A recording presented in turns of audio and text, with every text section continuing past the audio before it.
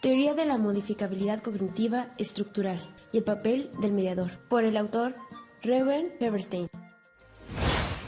¿Quién fue? Reuben Feuerstein fue un psicólogo rumano, nacido en 1921 y murió en el 2014, de nacionalidad rumana e israelí. Designó a su teoría modificabilidad cognitiva y el papel del mediador.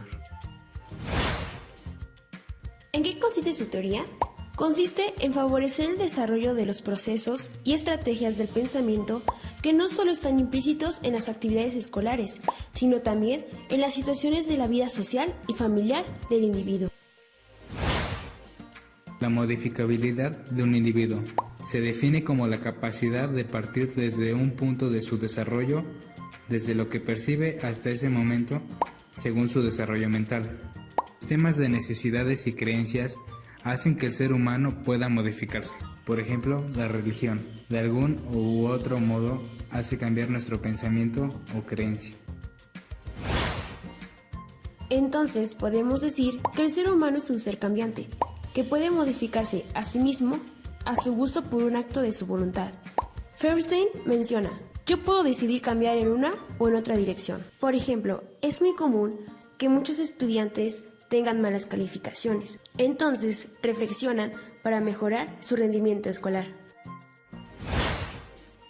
Feuerstein concibe al organismo humano como un organismo abierto, receptivo al cambio, cuya estructura cognitiva puede ser modificada a pesar de las barreras, por insalvables que parezcan. Por ejemplo, el docente es capaz de modificar el pensamiento del alumno a pesar de las dificultades que existan en el proceso de aprendizaje. Y es aquí cuando entra la intervención del mediador, quien se encarga de dirigir y optimizar el desarrollo de la capacidad intelectual del individuo. Cabe mencionar que la teoría de la modificabilidad humana es posible gracias a él.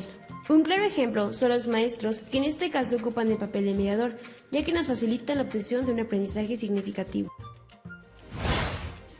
Feuerstein menciona 5 principios básicos. 1. Los seres humanos son modificables. 2. El individuo con el que estoy trabajando es modificable. 3. Soy capaz de cambiar al individuo. 4. Yo soy una persona que puede y tiene que ser modificada. 5. La sociedad tiene y debe ser modificada. Esto nos quiere dar a entender que el organismo tiene 2 sistemas. El primero es cerrado y pasivo, y el segundo es abierto, receptivo al cambio y a la modificación. Y es aquí donde entra la inteligencia, en el cual ella se encarga de regular la dinámica y es capaz de responder a la intervención del medio exterior. Feuerstein dice que la inteligencia no se puede medir, más bien esta debe de ser evaluada para aprender y adaptar. Es decir, la esencia de la inteligencia no radica en el producto mensurable, sino en la construcción activa del individuo. Características de los cambios estructurales: cohesión entre parte y todo, transformismo, autoperpetuación, autorregulación. Dentro de estas mencionadas podemos destacar la cohesión entre parte y todo, en la que nos dice que el organismo actúa en la forma distinta produciendo una estimulación. En cambio, el transformismo se refiere a que el individuo puede enfrentar la misma realidad facilitando los procesos. Y por último, la autoperpetuación y autorregulación nos dice que lo que interviene son los prerequisitos del pensamiento del individuo, sin un mediador. Es decir, que perpetúa ese modo de pensamiento autorregulándolo. Según Feuerstein, existen 2 modalidades del desarrollo cognitivo diferencial. 1. Exposición directa del organismo a la estimulación. 2.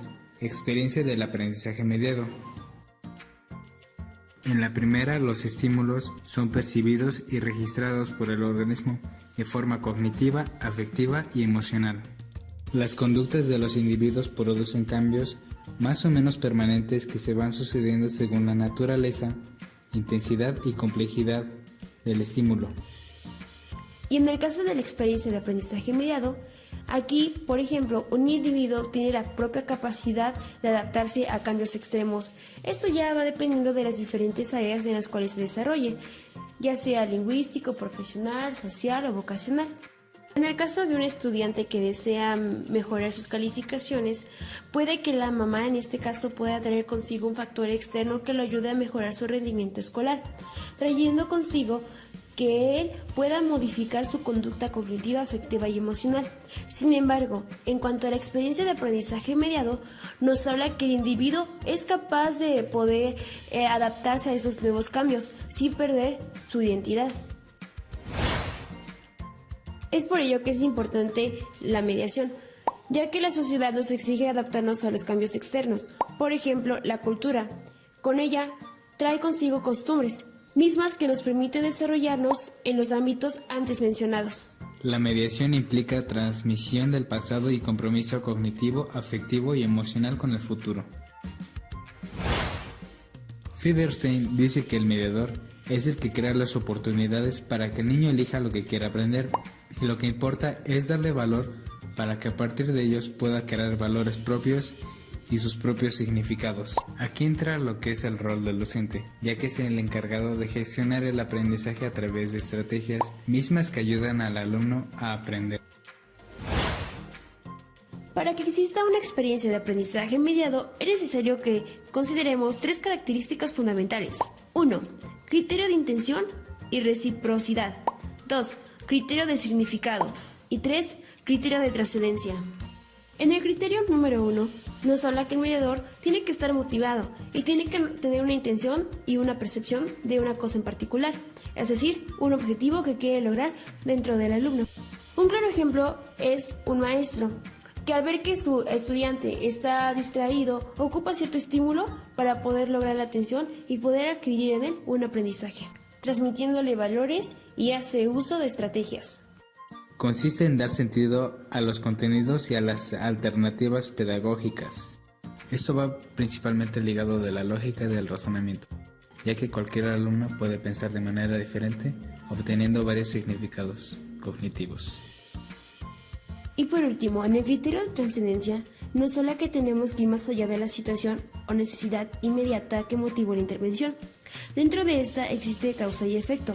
Es decir, la trascendencia representa todo lo que crea en el interior del pensamiento del individuo, y con ello permite transformar los estímulos que llegan de forma directa para darles una interpretación más aislada, manifestándose en los conceptos que no son completamente necesarios para una tarea. En pocas palabras, es aquel pensamiento que tiene cada individuo sobre algún significado o concepto. Por ejemplo, cuando estamos en casa y dice mamá, ya está la comida, tenemos reflejado en ello, pero quizás el significado al momento de verlo realmente sea un espagueti o sea una sopa, etc. En conclusión, la teoría de la modificabilidad cognitiva estructural nos dice que todo ser humano es cambiante y puede modificarse a sí mismo y a través de un mediador, aplicando estímulos para mejorar los procesos y estrategias de su pensamiento, así como desarrollar su capacidad intelectual.